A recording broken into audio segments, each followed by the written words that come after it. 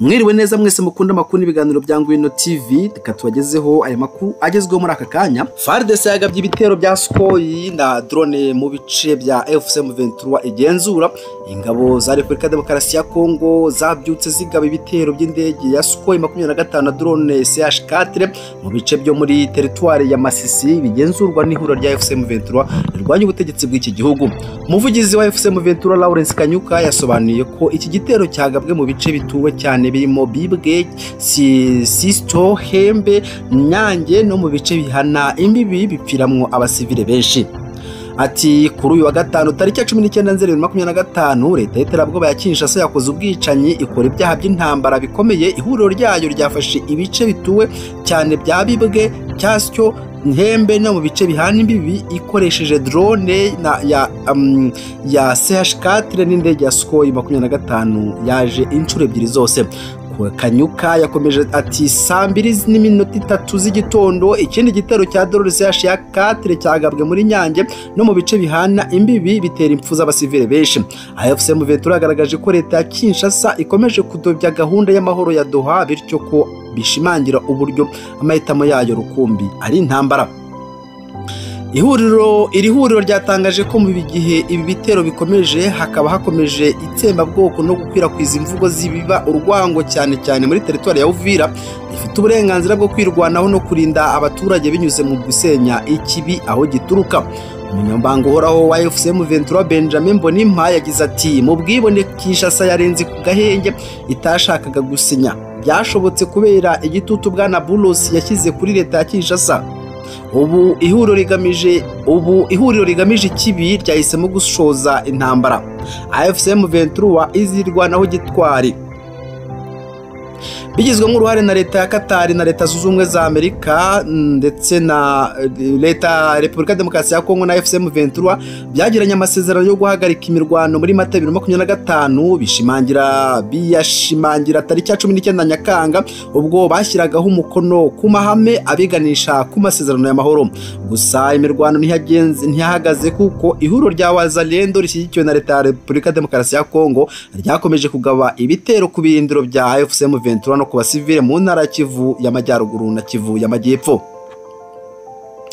Nimunyemere noneho duhita tunyarukira mu gihugu cy'u Burundi. Igihugu cy'u Burundi ngo byagenze gute rero? Abasirikare 8 b'u Burundi bari baroherejwe gutorezwa mu Burusiya batorotse.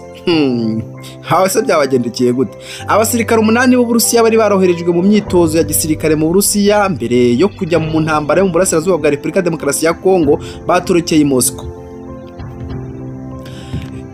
Gutoroka kwa abasirikare guca amarenga ko batashakaga kujya kurwanira mu burasirazuba bwa Kongo nk'abagenzi babo benshi barimo abafunzwe kuko kugeza ubu abahanganye n'imitwe irimo M23 ntibumva impamvu bari muri iyi ntambara.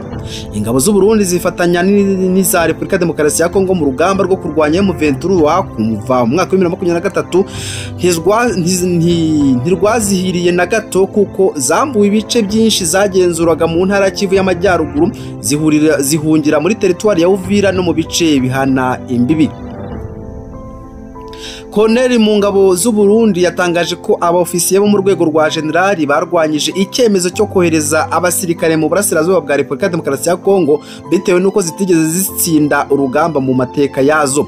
Ati abajenerali mu ngabo z'u Burundi banze ko abasirikare b'u Burundi boherezwa bakagira uruhare mu makimbirane yo mu burasirazuba bwa Kongo kubera ko Burundi bufite amateka y'ibikorwa bya gisirikare ameze nk'inkuru mbi irimo ihirikwa ry'ubutegetsi, kurwanira kugira ijambo mu karere n'ubutumwa butageze ku ntego. Nubwo abaofisiye bakuru mu ngabo z'u Burundi badashyigikiye ko abasirikare bajya kurwanira muri Repubulika Demokarasi ya Kongo, Perezida Evariste Ndayishimiye we yakomeje guhatiriza biturutse ahanini ku mafaranga menshi yahawe na leta ya Repubulika Demokarasi ya Kongo.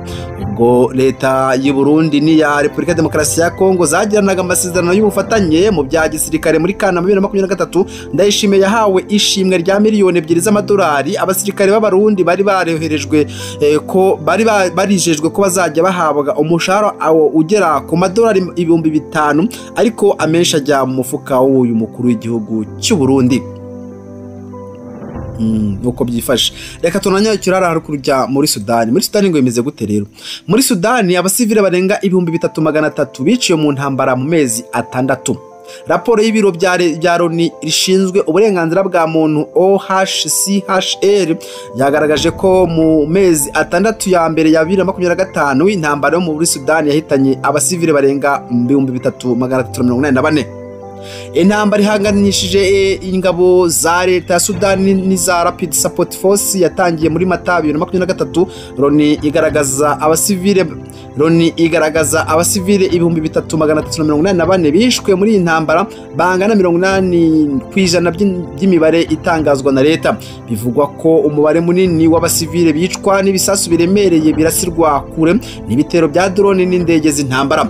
Iyi raporo igaragaza ko abantu benshi baguye muri ibi bitero RSF cyangwa se Rapid Support Force yagabye mu mujyi wa El Fashi, Zamzam no mu nkambi ya Abu Shuk irimo abavuye mu byabo muri Mata. Igaragaza ko abantu bagera ku 990 bishwe ari ibikorwa byateguwe kuruta uko baba baraguye mu ntambara. Umuvugizi wa OHCHR Jeremy Lawrence yavuze ko umwe mu batangabuhamya wabonye ingabo za Sudani ziri mu bikorwa byo guhiga bukware abarwanyi ba RSF muri East Nile Khartoum hagati ya Werurwe na Mata. Yavuze ko yabonye abana bafite imyaka 14 na 15 bashinjwa kuba muri RSF, muri make bahise bicwa.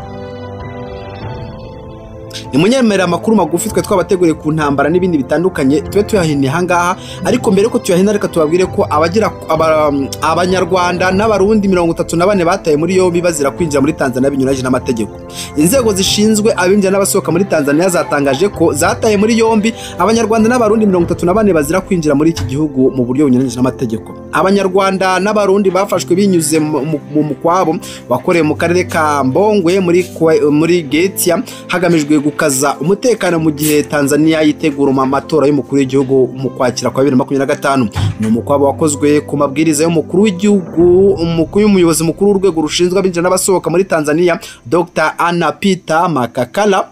Itangazo ryashyizwe hanze rivuga ko abanyarwanda n'abarundi bafashwe binyuze mu isaka ryakorewe imodoka zinjira mu karere ka Mbongwe zikoresheje umuhanda wa Kahama. Umuyobozi ushinzwe abinjira n'abasohoka mu karere ka Mbongwe Amir Ali Abasi yihanangirije abashoferi bagira uruhare mu gutwara abantu binjira muri Tanzania badafite ibyangombwa.